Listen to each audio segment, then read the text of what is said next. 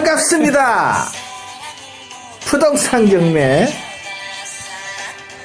초보가 고수되기 53번째 방송입니다. 자, 정유년이 가고 원래 무슨 년이죠? 2018년 예. 개년 2018년 예, 정유년이 가고 병신년도 가고 정유년도 가고 무술년 무술년이 밝았습니다.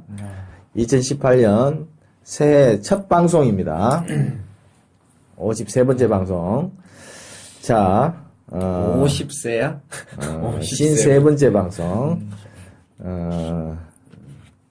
민케 이강사님하고 노진영 씨 나와주셨네요. 예, 안녕하세요. 이태섭입니다. 안녕하세요. 노준영입니다. 예, 반갑습니다. 저는 6회 김명석입니다. 원래 새해 각오를 한번 듣고 싶은데, 새해는 뭐가 됐으면 좋겠어? 소원 없어? 새해는 그냥 적당히 살다 갔으면 좋겠어. 빛의 속도로 달려가고 있습니다. 너무 세월이 빨라서. 준희 씨 원래 몇 살 되는 거예요? 올해 25이네요. 아우. 똑같은 날. 주변에서 반오십이라고 우리는, 불리고. 반우씨, 우리는 모십이야. 왜 그래. 슬프다. 슬프다. 잠깐만, 준영 씨가 몇 년생이요, 그러면? 94년생이죠. 야, 94년생. 우리가 87학번이니까. 네.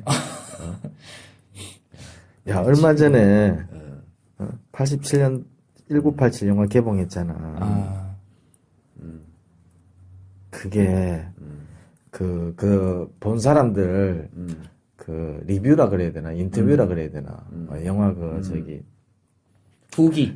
후기 보면 이 인터뷰를 하잖아.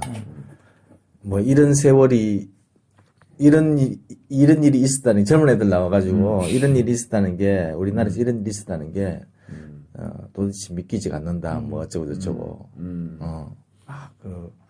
난 그게 엊그제 같거든. 대학교 1학년 때 했으니까. 그러지. 을지로에서 대모하다가 붙잡혀갔어.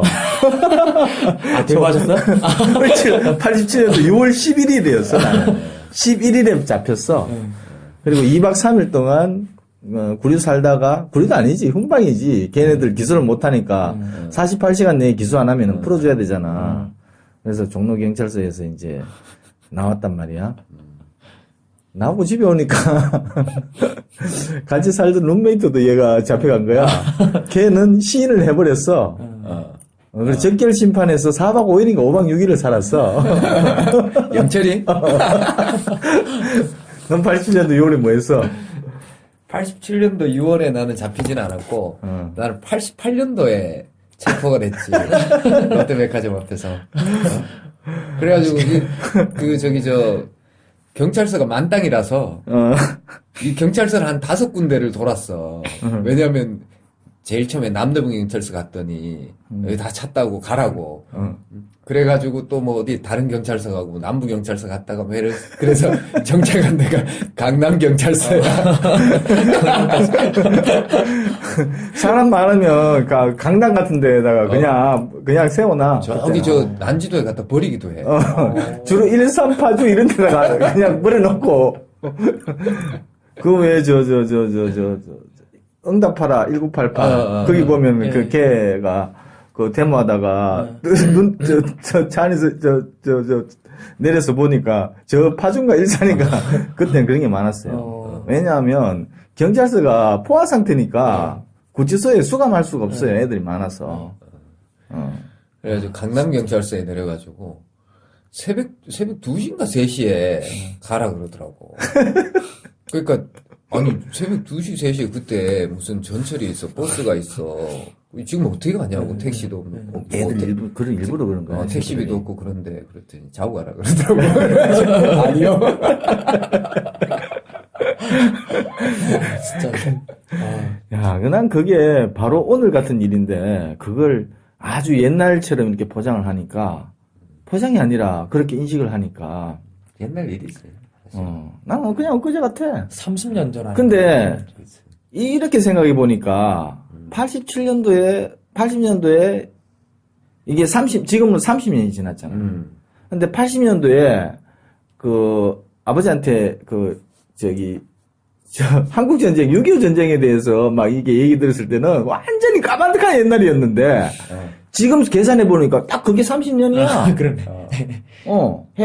전쟁 끝나고 뭐 한 30년 조금 네. 지났을 때나, 네. 지금이나, 그러니까 87년도에 1950년대 전쟁을 얘기하는 거나, 지금 2018년도에 87년도에 6월 한쟁을 얘기하는 거나, 별반 의미 차이가 없는 거야. 내한테는 까마득한 얘기였는데, 이게 87년이 굉장히 까마득한 얘기. 저도 교과서에서 보던 거를 이제 영화화 하니까 이제 좀 많이 느꼈거든요. 그때 영화 내에서도 나오잖아요. 막 어디 논밭에 버리고 그냥 가는 거 여자. 그러면서 진짜 저러면은 저도 말이 안 된다. 저도 근데 그게 끝나면 그게 상식이었어. 그게 그렇게 당연히 또 뭐 거기에 대한 더 큰 이슈들이 많았으니까 뭐 지금은 그게 경찰서에 조사받다가 어디 소리 조사받다가 저기 어디 파주나 일산에 저 논두렁에다가 던져버리고 오면 난리 안 나겠어? 그래서 인권은 이렇게 시간이 지날수록 간혹 뒷걸음 치기도 하지만 결국 이 역사는 좋은 방향으로 흘러간다. 거기에 대한 보면서 진짜 저분 진짜 멋있다 생각했는데 여기 계셨네. 나? 네. 시위하다 사람들 저 무섭지 않나 하면서 막 그때는 그런 게 진짜 없었지. 그랬는데. 그리고 그 뒷얘기가 있어. 87년도에 이제 영철이를 룸메이트를 기다렸더니 얘가 한 5박 6일 4박 5일인가 하여튼 그정 살았는 것 같아. 그래서 이제 막 전화 걸어가지고 얘 어딨냐고 경찰서마다 막 전화하고 막 그랬단 말이야. 내가 먼저 나와가지고. 혹시나 또 잘못될까봐. 왜냐면 그때, 이한열이가 쇠류탄 맞아가지고 사경을 헤매고 있었단 말이야. 이한열이가 죽기는 7월달인가. 6월 30일 날 아마 그걸 했을 거예요. 6월 10날, 6월 11일 날, 그때 아마 장례식을 그때 했었을 거예요. 아니야. 정확하게는 이한열이가 6월 9일 날 체류탄을 맞았고, 7월 5일 날 죽었다. 7월 달에 얘가 식물인간 상태에서 죽었단 말이야. 그러니까 6.29 선언 이후에 죽었다고. 그러니까 그때는 이제 거의 죽은 거야. 식물인간이었어. 그랬었어. 그래서 이제 걱정이 돼가지고 여기저기 경찰서에 전화해가지고 얘 주민번호 대고 막 여기 있냐 저기 있냐 그러면서 막 나는 나와가지고 공중전화로 막 전화하고 막 그랬단 말이야. 찾는다고. 그랬더니 어디에 있는 걸 갖다가 어떻게 친구를 통해서 알게 됐어. 그래서 이제 안심하고 있다가 이제 7월 5일 날 죽었네. 6월 10일 날 연대 앞에서 시위를 했고 6월 9일 날. 그러니까 6월 10일 바로 전날이라니까. 6월 9일 날 이렇게 60이 그때 우리가 항쟁을 하겠다고 했었던 날이었었고 그리고 7월 5일 날 사망을 했고 7월 9일 날 장례식을 치렀구나. 그래서 이제 얘가 이제 룸메이트가 돌아와가지고 야 우리가 뭔가 할 수 있는 일이 없을까? 우리끼리 이렇게 시위 현장 나가는 거 말고 그래서 이제 그러면 우리 자전거를 타고 전국 일주를 하자. 그래서 좋아 오케이 해가지고 그때가 20살 때였지. 자전거를 한 대씩 사가지고 중고 자전거를 사가지고 11박 12일 동안 전국을 돌면서 우리 고향으로 내려갔지. 방학이니까. 그때는 시험도 안 쳤어. 뒤에는 이제 깃발 하나 꽂아가지고 호원철폐 독재타도 막 이렇게 딱 뒤에 깃발 꽂아가지고 자전거 타고 쫙 내려가지고 대전 천안 거쳐가지고 쫙 합천 뭐 이렇게 그래가 경주까지 갔는데 이제 그 소식을 알았던 친구들이 걔도 김씨고 나도 김씨였거든. 그때는 양김씨가 아주 중요한 위치를 차지하고 있었어. 김대중 김영삼이. 그래서 양김씨 민주화 대행진 그래가지고 경주 터미널 앞에서 그 플랜카드 들고 친구들이 사진 찍고 그랬어. 자전거 타고 막. 안 잡혀갔어? 안 잡혀. 안 잡혀갔어. 쫄랐죠. 안 쫄렸어. 잡아가려면 잡아가. 이랬어, 그때는. 그때 되게 대단한 것 같아요. 지금 만약 그런 거 했어도 학생들이 그럴까 싶어요. 저는. 그 정도 상황이면 당연히 그렇게 되겠지. 그때랑 지금이랑 성격이 똑같으니까 다 전화해가지고 막 빨리 안 꺼내나 하면 막 성격이 똑같으시네. 자, 이제, 자, 오늘 주제. 오늘 상가 주제는 임대차 보호법. 상가 건물 두 번째. 임대차 보호법. 두 번째 시간인데요. 이번 시간에는 그 두 가지를 좀 합시다. 상가 임대차의 이제 임대차 기간. 이게 이제 상가 임대차 기간이 이제 보장이 되죠. 그렇죠? 그래서 이제 이 상가 임대차 기간에 관한 그런 이제 얘기들을 좀 하고, 그다음 이제 두 번째는 이 권리금, 이 권리금을 이제 한번 해보도록 합시다. 이 권리금이 어떤 것이고, 그 다음에 이제 권리금이 현행법상 어떤 식으로 보장이 되고 있는지. 이 권리금 보장도 이 들어온 지가 이게 얼마 안 돼요. 권리금 2013년도에 개정될 때 같이 들어왔나? 이게 권리금이 2015년도에 들어왔어요. 2010 이게 권리금이 들어오게 되는 배경이 용산 참사가 언제 있었어요? 2009년이지. 그래서? 이명박이 어. 당선돼가지고 업무를 시작하기 직전에 그랬나? 직후에 그랬나? 막고 그러니까 보시겠는 것 같아. 용산 참사가 이게 2008년 같다. 그러면. 2008년이구나. 용산 참사로 사망한 분들이 사실은 대부분 이제 권리금을 주고 그 안에 들어가 있었던 세입자들이에요. 그렇지. 아마 세입자들인데 이게 재건축을 한다고 이 사람들이 권리금을 전혀 보장을 받지 못하고 쫓겨나야 되는 상황인 거지. 일종의 사기인 거야 이거는. 권리금 3억 주고 들어갔는데 그거 보상 안 해주고 다 나가라.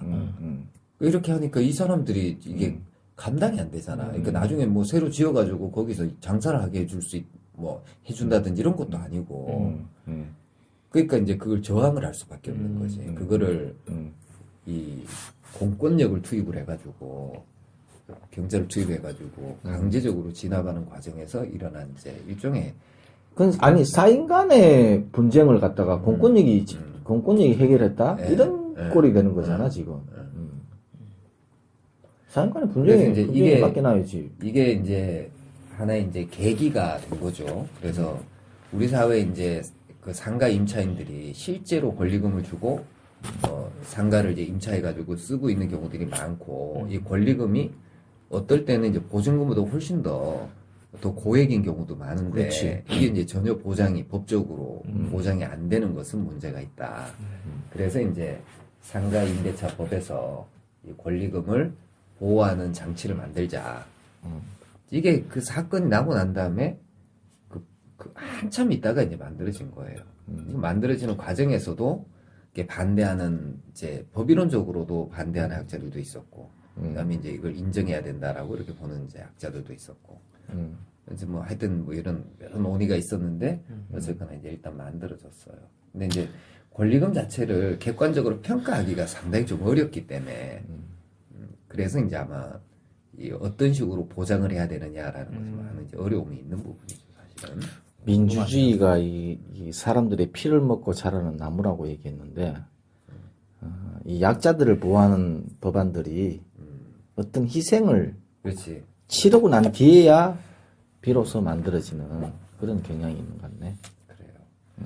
그러니까 이제 잘 살려면은, 편하게 살려면은, 남들이 희생할 때까지 기다려야 돼. 나 말고. 슬프네. 진짜 그런. 선구자가 되지 말자. 뭐 이런 거지. 야, 이놈아, 계란으로 바위치기다. 나서지 마라. 넌 뒤로 빠져라. 너무 연설이 생각나네. 그래야 돼? 그치. 슬프지만. 선구자가 될 사람은 소신을 가지고 선구자가 되고. 자, 네. 어쨌건, 우선은 이제 그 임대차 기간 이게 이제 그 상가 건물 임대차 계약에서 임대차 계약은 당사자가 약정하기 마련이잖아요, 그죠? 근데 이제 우리 상가 임대차 법에서는 이 임대차의 최단 존속 기간을 정해놨어요. 1년? 최단 존속 기간이 1년입니다. 1년. 6개월로 만약에 계약했다면 어떻게 될까? 그 기간을 정하지 않거나 기간을 1년 미만으로 정한 임대차는 그 기간을 1년으로 본다라고 돼 있어요. 그 법률 용어에서 본다라는 말은 간주한다는 겁니다. 그러니까 만약에 임대 기간을 6개월로 정했다고 하더라도 임대차 기간은 그냥 1년으로 간주가 되는 겁니다. 주택임대차도 비슷한 법이 있지 않나요? 주택 임대차는 이제 임대차 기간이 2년. 최단 존속 기간이 2년이죠. 2년인 거죠? 네. 근데 이제 이게 그 임차인의 입장에서는 그 약정 기간을 6개월로 정해놨다 그러면은 임차인은 존속 기간이 6개월이다 이렇게 주장하는 것은 가능해요. 근데 임대인이 우리 약정 6개월 했으니까 6개월 지났으니 나가주세요라고 하는 것은 안 된다는 겁니다. 임차인의 선택에 따라 그렇지. 달라지는 거네. 그러니까 이런 거를 이제 이런 식의 이제 강행적 규정을 편면적 강행 규정이라고 해요. 편면적 강행 규정. 자, 그 다음 이제 그 임대 기간은 이제 최단 존속 기간이 1년이고, 그 다음 이제 예를 들어 이제 임대 기간을 2년으로 약정을 했는데, 어쨌거나 임대차가 종료가 되었어. 기간이 만료되었든 어쨌든 임대차가 종료가 되었는데, 임차인이 보증금을 아직 못 돌려받고 있어요. 그러면은 보증금을 돌려받을 때까지는 임대차는 존속하는 것으로 간주를 합니다. 그래서 이제 보증금을 반환받지 못한 그런 임차인이다. 라고 한다면 이제 임대차의 존속을 여전히 주장할 수 있으니까 임차인으로서 계속해서 쓰는 것이 가능하다. 뭐 이런 얘기고. 그 임대차 기간, 이 최단 존속 기간에 관한 이 규정은 그 환산 보증금으로 보호되는 임대차에만 적용이 되는 거예요. 이게 이제 환산 보증금으로 그 정해놓은 보증금 액수를 초과하는 임대차에 대해서는 이 최단 존속 기간에 관한 규정은 적용이 되지 않습니다. 자, 그리고 그 임대차 이제 기간은 약정하기 나름이고 최소한 1년 이상의 기간으로 약정을 하면은 그 기간의 효력이 인정이 되는데 문제는 이제 기간이 이제 다 끝났단 말이야. 근데 임차인 입장에서는 그 상가 건물에서 계속해서 이제 영업을 해야 되는 상황들이 있을 수가 있어요. 예를 들면 이제 인테리어도 했고, 그리고 인테리어 비용도 아직 다 못 뽑았는데, 임대 기간은, 그 건물주들이 임대 기간 장기간으로 잘 안 한단 말이야. 1년씩으로 이제 계약을 하고 그러니까. 그래서 이제 최단 존속 기간을 보장해 놓은 것만 가지고는 상가 임차인이 제대로 보호가 안 된단 말이지. 그러니까 투자 회수가 안 되고, 이런 문제들이 있어서, 그래서 이제 어떤 제도를 상가 임대차 법에서는 만들어 뒀냐면은 갱신 요구권이라는 제도를 만들어 뒀어요.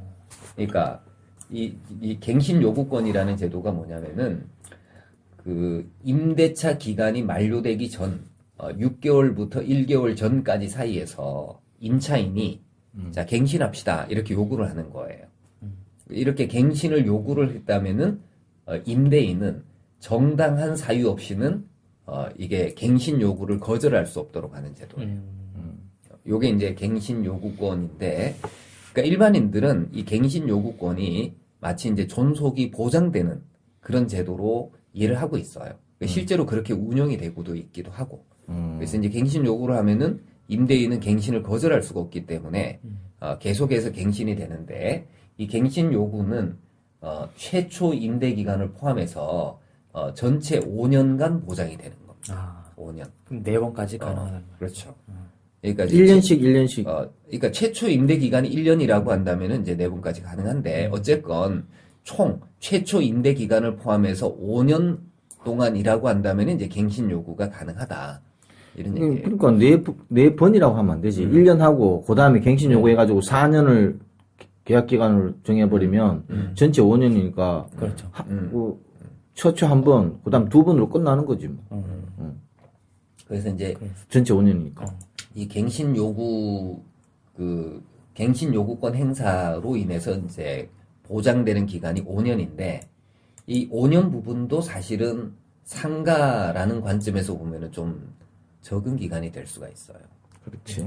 왜냐면 이제 이게 대규모 시설 투자를 해야 되는 그런 이제 상가다라고 하면 이게 5년으로는 다 회수가 안 되는 경우들이 있을 수가 있습니다. 제가 이제 미국에 가 있는 어떤 사람한테 얘기 들어보니까 그 지역은 시애틀인데 거기에서는 이제 그 상가 임대차의 그 갱신 요구 기간이 10년이라고 하더라고요. 10년. 10년간 보장을 해주는 거지. 우리도 지금 이 5년을 연장하려고 하는 노력이 있어요.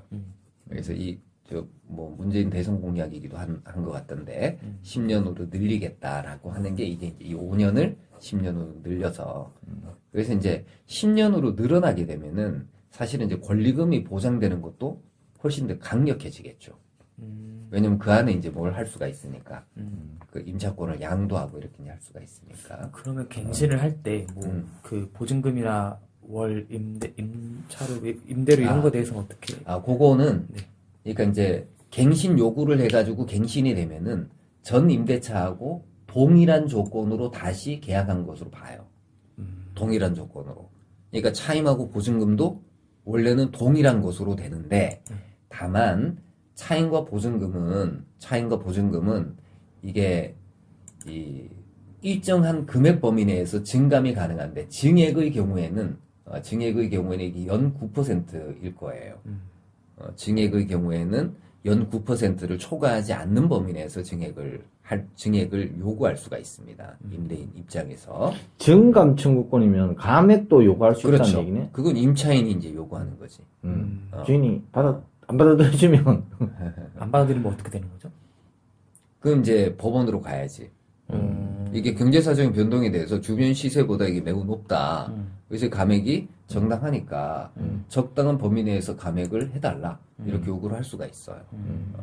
그래서 이제 증액 청구 같은 경우에는 좀 제한을 하는데 이 증액 청구는 그 1년에 이제 한 번. 증액 청구를 한 번 하고 난 다음에 1년에 막 3번씩 증액 청구하는 이런 건 안 된다는 거지. 그래서 증액 청구는 이제 한 번 할 수밖에는 없고, 그 다음에 그 증액의 경우에는 일정한 비율, 그러니까 대통령령으로 정해놓은 비율이 있는데 이 대통령령으로 정한 비율이 연 9%예요. 그러니까 약정한 그 차임 보증금, 이게 이제 환산 보증금으로 따져야 되겠죠. 환산 보증금의 9%를 초과할 수 없다. 9%를 이제 초과할 수 없도록. 근데 이게 그렇게 돼 실제 실무에서 예. 이 임차인 같은 경우는 지금 계속 갱신할 권리가 있잖아요. 만약에 4년 차라면 뭐 다음 관계를 위해서라도 뭐 좀 올릴 수 있겠지만 이제 1년, 2년째면 굳이 막 임대인이 올리자고 해도 거절할 수 있는 거 아닌가요? 그렇죠. 거절하고 왜냐면 그냥 이제 협의를 통해 갱신하겠다. 가지고 구체적으로 이 증액의 내용을 정해야 되는데 임대인의 요구가 이제 무리한 요구일 수도 있는 거죠. 그죠?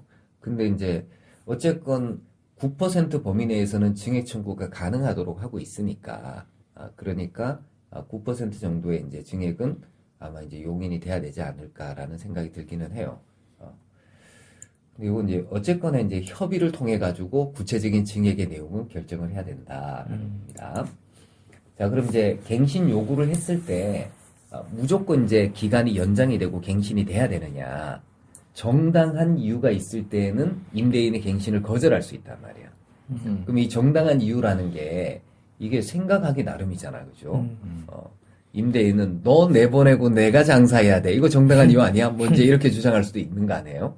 그죠? 그래서 이 정당한 이유를 상가임대차법에서 특별하게 정해놨어요. 정당한 이유가 뭔지. 첫 번째가 차임을 연체했어. 3번. 3기의 차임액에 해당하는 금액. 이게 이제 연체한 사실이 있을 때. 이때는 이제 정당한 이유가 있어서 갱신을 거절할 수 있다. 임대료도 월세도 안 주는데 이제 그런 거죠. 월세를 다 못 주는 경우도 포함되나요? 다 못 준 금액이 합쳐가지고 3개월치가 되는 3개월, 그러니까 매달 주는 거다라고 한다면 이제 3개월치에 이르렀을 때, 이때 이제 갱신을 거절하는 것은 정당한 이유가 있다. 그 다음에 이제 두 번째는 임차인이 뻥쳐가지고 임차한 경우들이 있어요. 뭐 어떤 경우? 예를 들면 사무실로 쓰겠다라고 해서 이제 임차를 해놓고 바다 이야기 뭐 이런 거. 얼음방으로 써버리는 거다라든지 아니면 그냥 카페를 하겠다, 일반 음식점 하겠다라고 해놓고 뭐 여자 장사한다든지 뭐 이러는 것들 있잖아요. 그죠? 그래서 이제 임차인이 거짓이나 아니면 부정한 방법으로 임차를 했을 때 이런 경우에도 이제 갱신은 거절할 수가 있고요. 그다음 이제 세 번째는 임대인이 돈 준 경우. 갱신 거절 갱신 못 해주겠으니까 돈 먹고 떨어져. 그래서 서로 합의를 했어. 상당한 보상을 제공을 했어요. 그랬을 때도 이제 갱신을 거절할 수가 있고. 그 다음에 이제 임차인이 임대인의 동의도 받지 않은 채 다른 사람에게 전대를 해버렸어. 원래 이제 유흥업소가 그런 경우 많지. 그 전대차를 하려면은 임대인의 동의를 얻어야 되는데 동의 없이 목적물의 이제 전부나 일부를 전대차했다. 이런 경우에도 이제 갱신을 거절할 수가 있고요. 그다음 이제 임차인이 임차한 건물의 전부 또는 일부를 파손해 버린 거야. 고의나 중대한 과실로. 그러니까 그냥 단순한 과실로 파손했다라고 해가지고는 갱신을 거절할 수가 없고 고의적으로 파손했다든지 아니면 고의에 준하는 중대한 과실로 파손했을 때 자, 그다음 이제 임차한 건물의 전부 또는 일부가 멸실이 되어가지고 임대차 목적을 달성할 수 없는 경우 이런 경우에도 이제 갱신을 거절할 수가 있고요.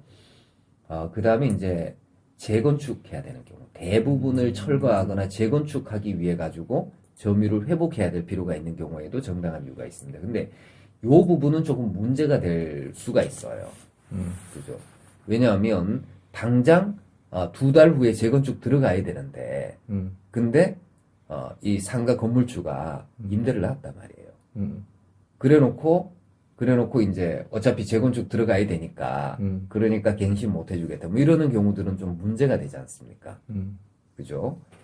그래서 그 재건축하기 위해 가지고 목적물의 점유를 회복할 필요가 있을 때는 갱신을 거절하는 게 가능한데 이때는 임대차 계약 체결 당시에 공사 시기라든지 아니면은 그 재건축 계획을 임차인에게 구체적으로 고지하고 그 계획에 따라서 갱신을 거절했을 때, 그 절차에 따라 가지고 재건축이 들어갔을 때에만 갱신을 거절할 수가 있습니다. 요게 이제 용산 참사 같은 경우에는 이게 안 된 거예요, 사실은. 임대차 계약을 체결하는 과정에서 재건축이 예정이 되어져 있는데도 불구하고 이런 거를 전혀 알리지 않은 채로 임대차 계약을 다 체결한 거지. 그래놓고 이제 재건축 들어가야 된다라고 해서 나가라고 강요를 하고 막 이제 이러니까 임차인들이 이제 버틴 거단 말이에요. 그걸 이제 경찰력을 들이부어가지고 쫓아내버린 거지. 그 과정에서 이제 사고가 난 거지. 그래서 요게 이제 들어간 거예요. 그 다음에 이제 안전사고 우려가 있어. 이거는 갱신을 거절해야 되겠지. 안전사고라면 뭐. 집이 이제 무너질지 몰라. 그런 경우. 포항 같은 경우에는 지금 예를 들어서 뭐 피로티 건물 네. 지금 위험하잖아. 네, 그렇죠. 그런 거. 그 다음에 이제 다른 법령에 따라서 재건축이 이루어져야 되는, 철거나 재건축이 이루어져야 되는 경우. 이런 경우에는 이제 갱신을 거절할 생각보다 수가 되게 있습니다. 많네요. 네. 그 조항들이. 그러니까 이제 그 정당한 사유라는 부분도 이제 꽤 있긴 한데 이게 통상적으로 발생할 수 있는 사유들은 아니에요. 그러니까 임차인의 잘못이 없다면은 통상적으로 발생할 수 있는 사유들은 아니다. 그러면 여기 없는 경우 중에서 이게 건물이 전체적으로 리모델링을 해야 된다. 그래서 전부 다 대수술을 해야 되는 그런 처지에 와 있단 말이야. 네. 그랬을 경우에 갱신을 거절할 수 있을까? 근데 이제 만약에 그게 노후나 훼손 또는 멸실 등으로 인해 가지고 안전사고의 우려가 있다. 그 정도는 아니고 주인이 자기가 판단해가지고 이게 주변 상권보다 너무 노후화됐고 그치. 새도 많이 안 나온 거 그래서 새를 좀 더 높게 나오기, 좀 더 받기 위해서. 그 이제 리모델링이라는 게 이제 대수선 등을 위해 가지고 목적물 건물의 점유율을 회복해야 될 필요가 있는 경우잖아요, 그죠? 그러려면은 임대차 계약을 체결할 당시에 그 계획들을 임차인에게 고지를 해줘야 돼. 그래야지만 갱신을 거절할 수가 있어요. 이게 이제 안 되면은 갱신 거절 못 하는 거지. 그래서 단순히 내가 리모델링 하겠다. 내 수익을 높이기 위해서 리모델링 하겠으니까 갱신 못하고 당신 나가주세요. 임대기간 끝났으니까. 이렇게 요구하는 것은 갱신 요구권을 침해하는 것이라서 안 된다는 거예요. 그럼 다음 연도에 할 계획이 있어서 말을 했다. 근데 임차인이 난 싫다 이렇게 말하면 어떡하죠? 그러니까 예를 들어 이제 갱신을 할 때, 네. 갱신을 할 때, 예를 들어 이제 갱신을 할 때, 우리 이제 다음 연도에는 요거 리모델링을 할 거니까, 그러니까, 그때는 다음에는 갱신을, 못 해준다. 이렇게 이제 얘기를 했단 말이죠. 이런 경우에 이제 그 다음 연도에 갱신 요구권 행사를 거절할 수 있겠느냐. 이게 이제 법리적으로는 아마 그럴 거예요. 갱신 요구 기간이 5년간 보장이 된단 말이야. 그리고 재건축을 위해 가지고 갱신을 거절했을 때에는 임대차 계약을 체결할 당시에 재건축 계획을 구체적으로 고지를 해야 된단 말이지. 철거나 아니면 대수선이나 이런 것들을 구체적으로 고지를 해야 된단 말이에요. 그래서 이걸 고지하지 않고 그리고 이제 갱신 과정에서 얘기를 했다라고 하더라도 계약 체결 당시에 이렇게 고지한 것은 아니라서 갱신 요구권을 저지할 수는 없을 거예요. 그러면 이제 리모델링 하려면은 최소 미리 이제 한다든지 아니면 5년간은 보장이 돼야 되니까 그때는 이제 임차인의 협력을 얻지 않고서는 리모델링 하기가 상당히 어렵겠죠. 이건 이제 이게 낡은 건물을 임차해가지고, 그러니까 낡은 건물을 낙찰을 받아가지고 리모델링을 통해가지고 수익을 내겠다. 이랬을 때는 이제 임차인을 어떻게 내보낼 거냐라는 게 이제 굉장히 어려운 문제가 된단 말이에요. 그래서 이제 그때는 임차인들의 임대 기간들이 다 얼마가 되느냐라는 것을 한번 따져볼 필요가 있어요. 그러니까 임차인들의 임대 기간들이 다 5년 넘어갔다. 최초 임대 기간 포함해가지고. 자, 그렇다라고 한다면은 갱신 요구 기간이 다 끝난 거잖아요. 그러니까 그때는 갱신 요구를 거절해도 큰 문제가 안 되겠죠. 그죠? 근데 이제 임차 들어온 사람들이 있어. 한 1년, 2년 된 사람들이 그 상가 임차인들 대부분이에요. 이런 경우에는 이제 그들이 재건축 계획을 고지받은 것도 아니고, 그럼 이제 리모델링 하려고 하면은 기본적으로 그들의 동의를 얻어야 된단 말이죠. 점유율 회복을 해야 되니까 공사를 할 거 아니에요. 그죠? 이런 경우에는 이제 문제가 될 수가 있지. 내보내기가 매우 어려워지겠죠. 그럼 이제 결국 얼마 기다려야 돼? 5년 기다려야 돼. 5년. 자, 이렇게 해서 이제 갱신 요구권이라는 것을 봤습니다. 네. 갱신 요구권. 그래서 이제 존속을 보장하는 제도가 이 상가 임대차 보호법에는 이제 존재한다라는 것을 잘 알아두시고. 질문 있나? 특별한 질문은 없고. 하나 있긴 한데 뭐? 이게 아까 이제 다른 사람에게 동의 없이 전대했을 때 문제가 있잖아요. 근데 요즘 아시겠지만 이제 강남에 그 단기 그냥 월세에서 전대해서 하는 경우가 되게 많잖아요. 예. 그냥 이제 월 한 80에 임대 받아가지고 다시 단기로 한 100에 120 정도 놓는 거죠. 그런 게 요즘 많이 하니까. 그게 보통 주택에서 많이 하지 않나? 오피스텔 오피스텔 같은 거. 오피스텔에서 많이 하는데 이제 그것도 사실 뭐 사업장이라면은 뭐 사무실로 쓰려면 쓸 수 있는 공간도 있으니까. 근데 이제 뭐냐면 만약에 이제 동의가 없는데 전대를 했어요. 그러면은 이제 뭐 그 다음에 갱신 요구권 이거는 못한다 하더라도 뭐 법적인 처벌 같은 걸 받는지. 처벌은 아니고 네. 동의 없이 전대차를 했을 때에는 일단 민법에는 어떤 규정을 두고 있냐면은 그 임차권을 양도하거나 임차물을 전대할 때에는 임대인의 동의를 얻도록 하고 있어요.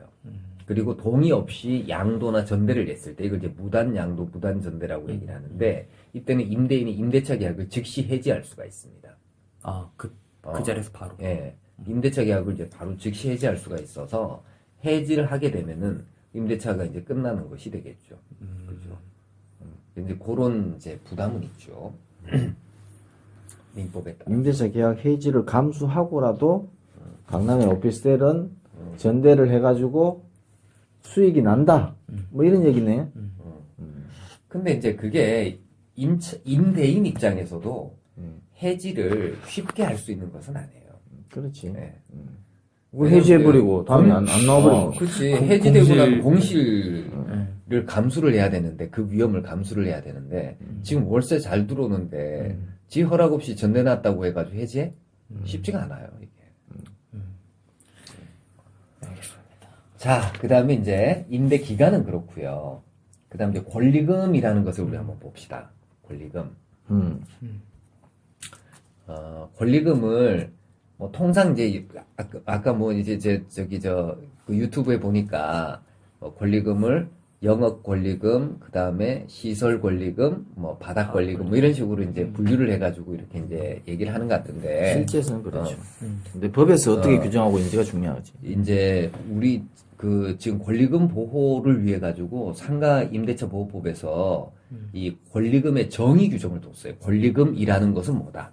이렇게 이제 정의 규정을 뒀는데, 권리금이란 임대차 목적물인 상가 건물에서 영업을 하는 자 또는 영업을 하려는 자가, 영업을 현재 하고 있는 자 또는 영업을 하려는 자가 영업시설, 비품, 거래처, 신용, 영업상의 노하우, 상가 건물 위치에 따른 영업상의 이점 등 유형, 무형의 재산적 가치의 양도 또는 이용 대가로서 임대인, 임차인에게 보증금과 차임 이외에 지급하는 금전 등의 대가를 권리금이라고 얘기를 합니다. 말이 좀 복잡한데요.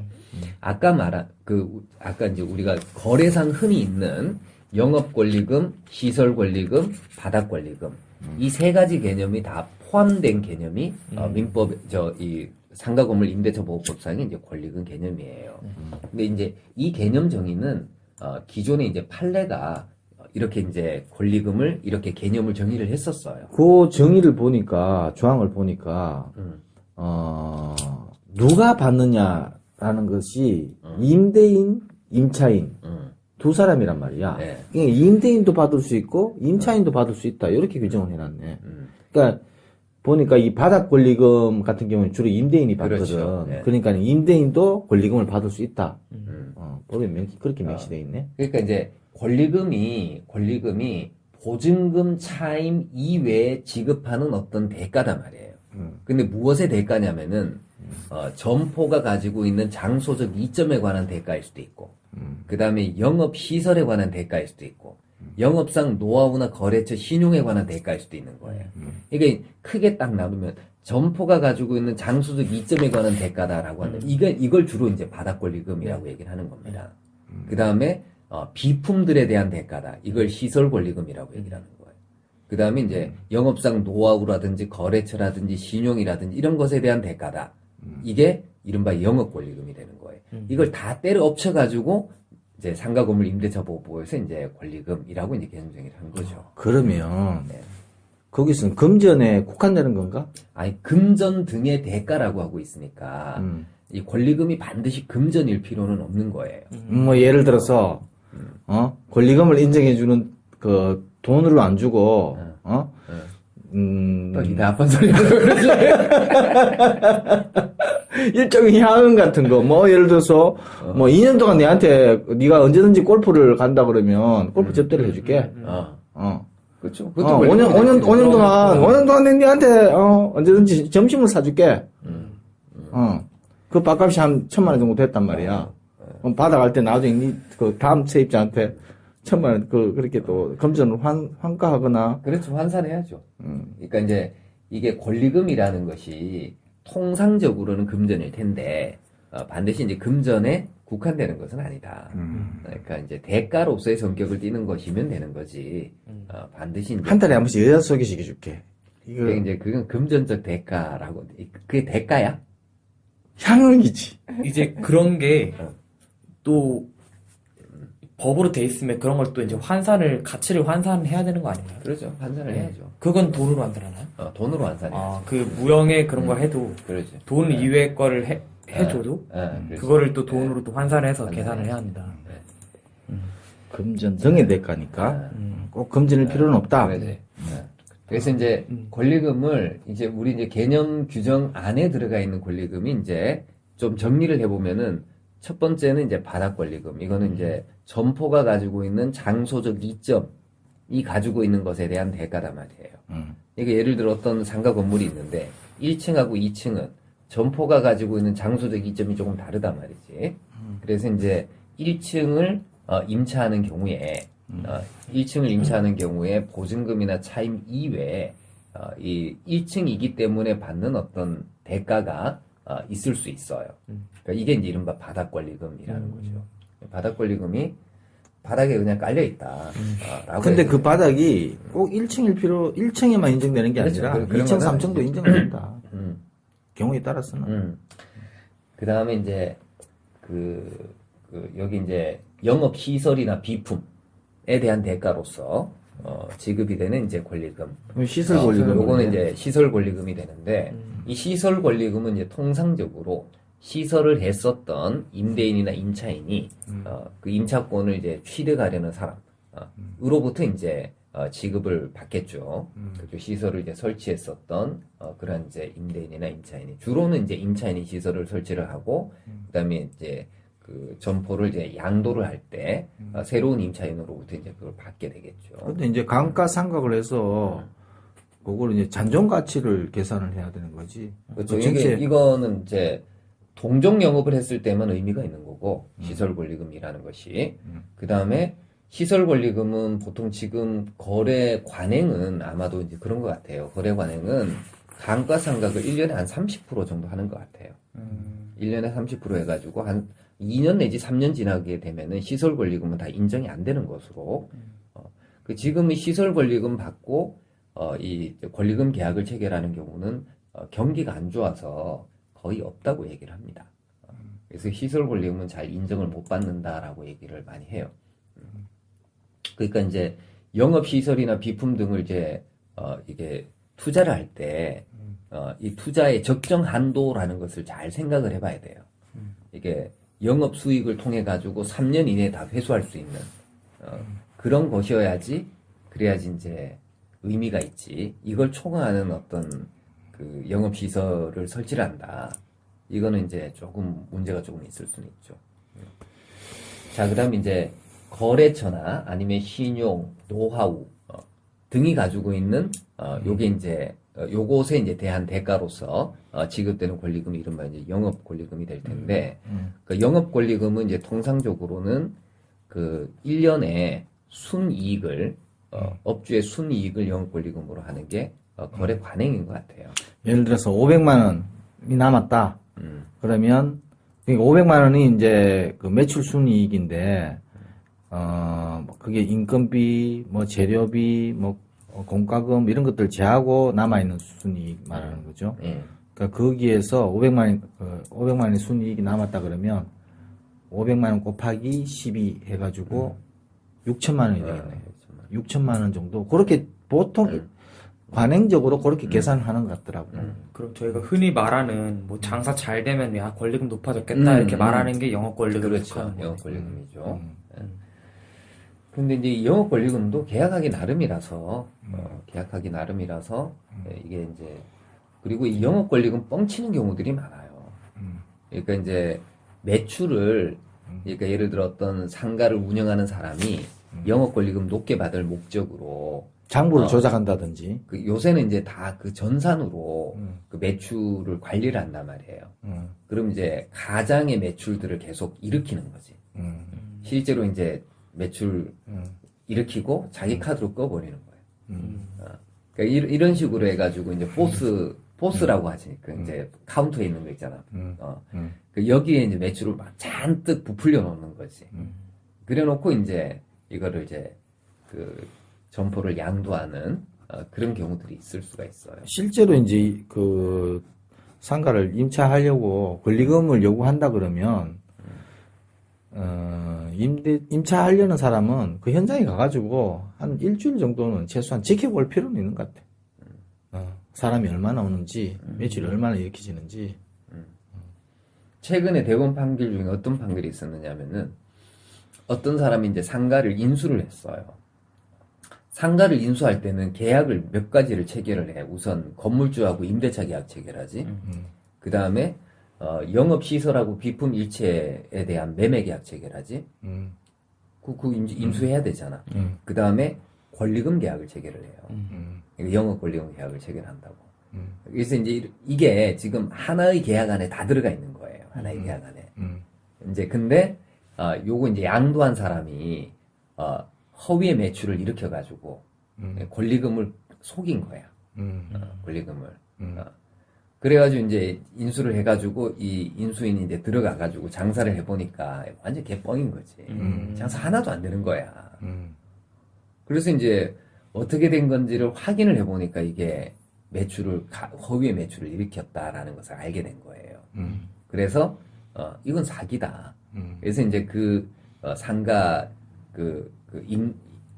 인수 이 계약을 전체적으로 다 취소를 하겠다고 이제 주장을 한 거지.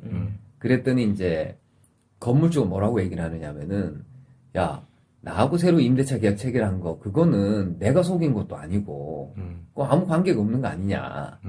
그러니까 권리금 계약만 취소를 하고 여기서 장사는 계속 월세는 계속 내라. 이렇게 요구를 한 거예요. 그거는 일견 정당해 보이네.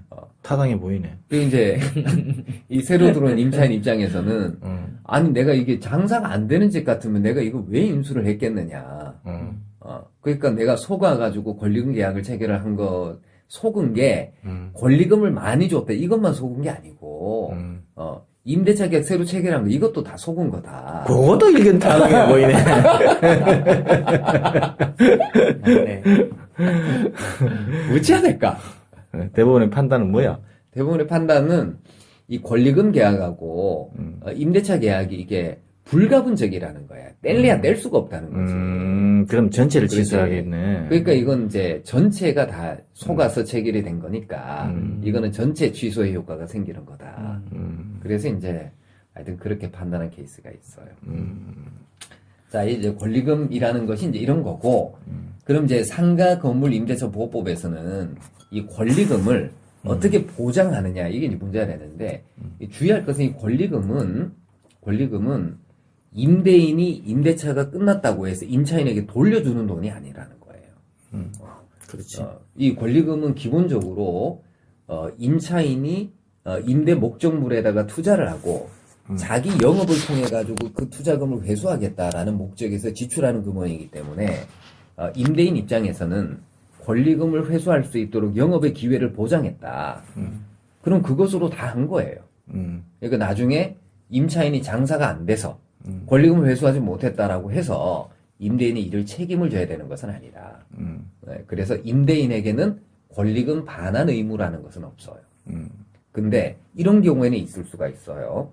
그러니까 임대인이 임차인이 영업을 못하게 내지는 임차권 회수를 그러니까 투자 비용을 회수하지 못하도록 이걸 방해를 했어. 방해하는 방법은 여러 가지가 있을 수가 있어요. 임대 기간을 보장을 안 해줬다든지, 그죠? 아니면은 뭐 여러 가지 이제 이유들로 해서 그래서 이제 그 권리금 회수 기회를 보장해주지 못했을 때에는 이때는 이제 임대인이 권리금을 책임을 질 수는 있습니다. 권리금 반환 의무를 부담할 수는 있어요. 물론 그러려면은 이 권리금이 임차권을 양도한 사람에게 임차권을 양수한 사람이 지급했다면은 임대인이 받은 것은 아니잖아. 그죠? 이때는 이제 임대인이 권리금을 인정한다는 것을 전제했을 때, 권리금을 이제 인정한다. 이걸 전제했을 때는 임대 기간을 보장을 해줘야 된다. 회수 기회를 보장을 해줘야 된다라는 거예요.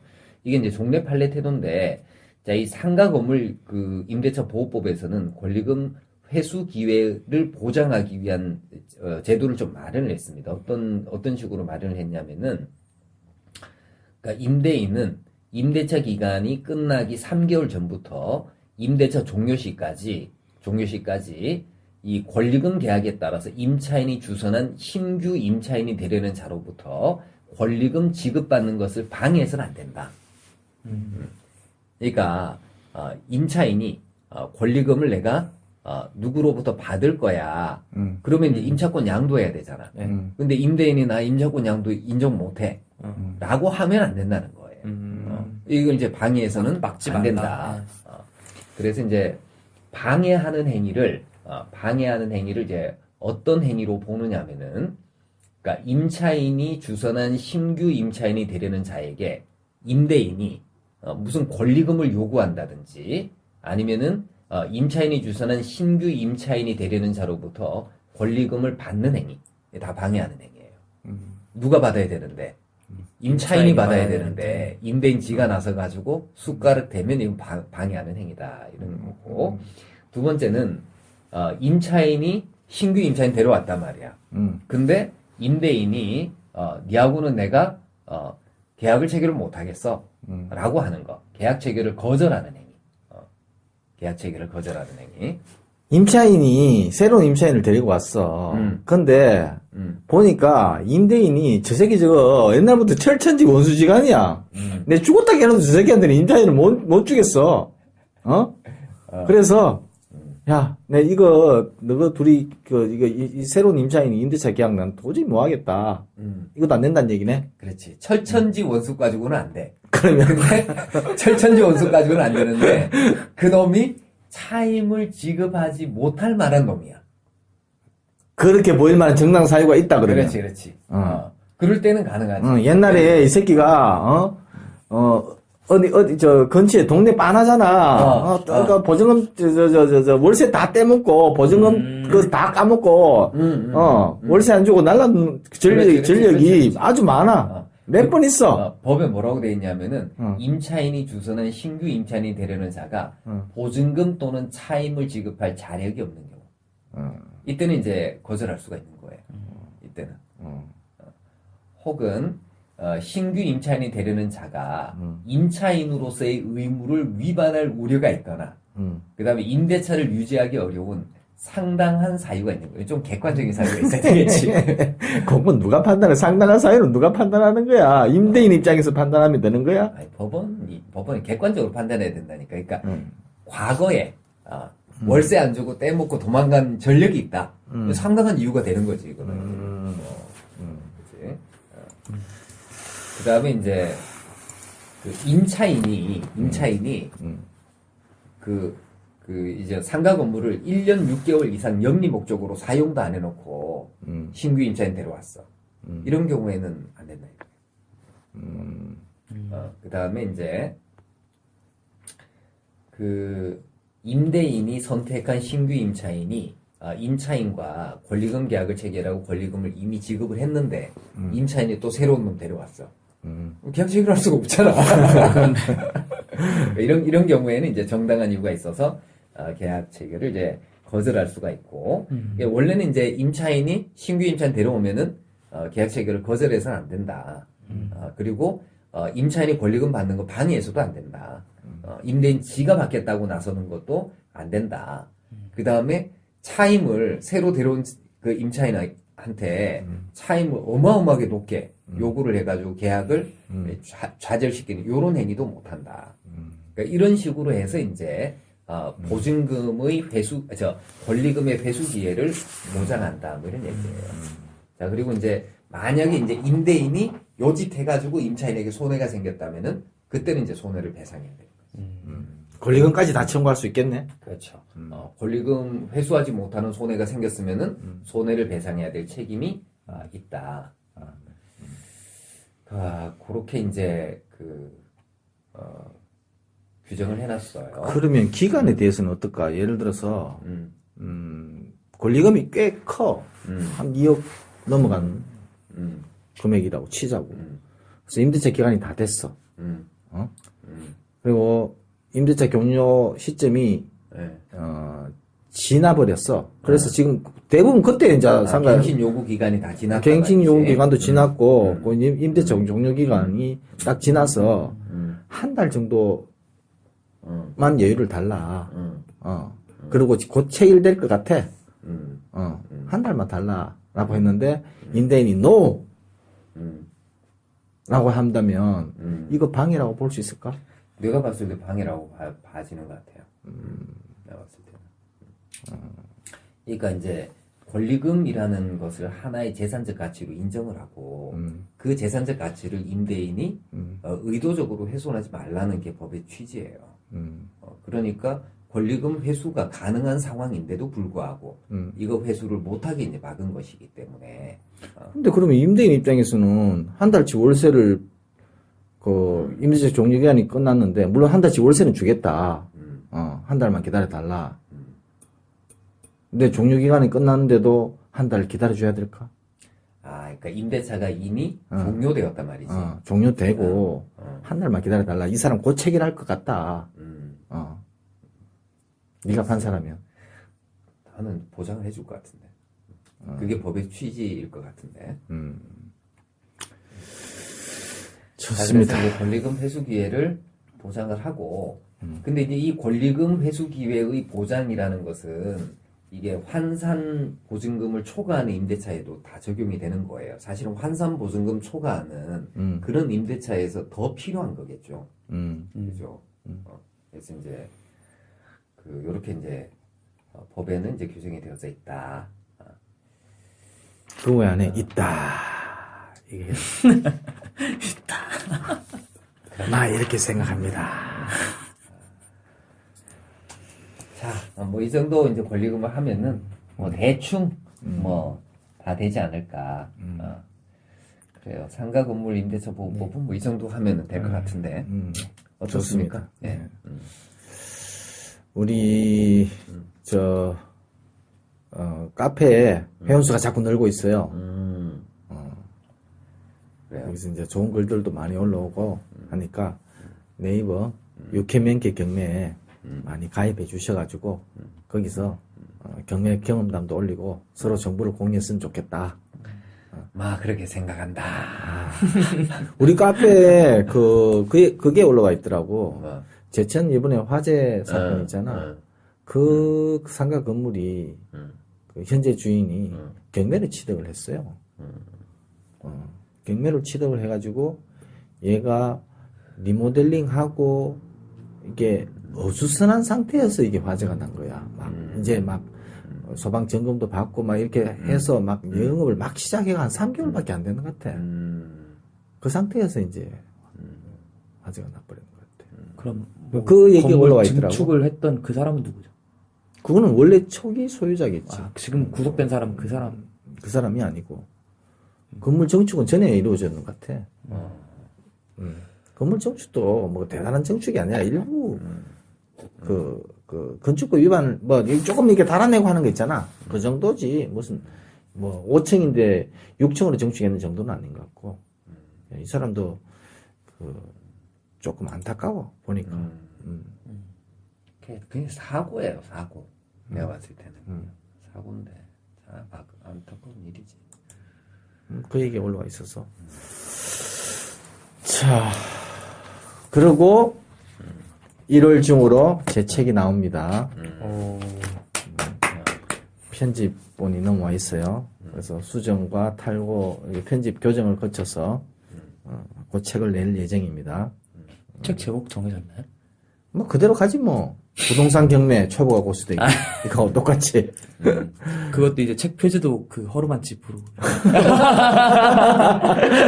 앞뒤 다 이렇게 해가지고. 물론 그거 끼워 넣을게.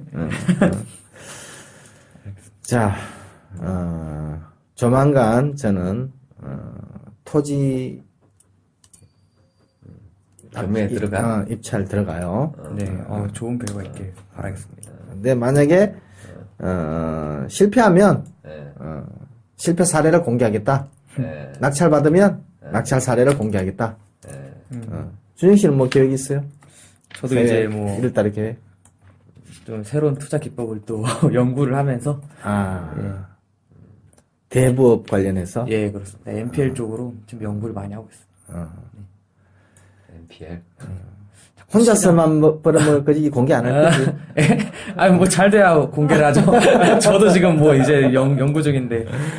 좋습니다. 네, 알겠습니다. 자, 그래요. 오늘 53회, 53회 경매 방송은 이제 여기에서 마치는 것으로 합시다. 예. 수고 많으셨습니다. 네, 수고하셨습니다. 감사합니다. 네. 여기서 마치겠습니다. 네.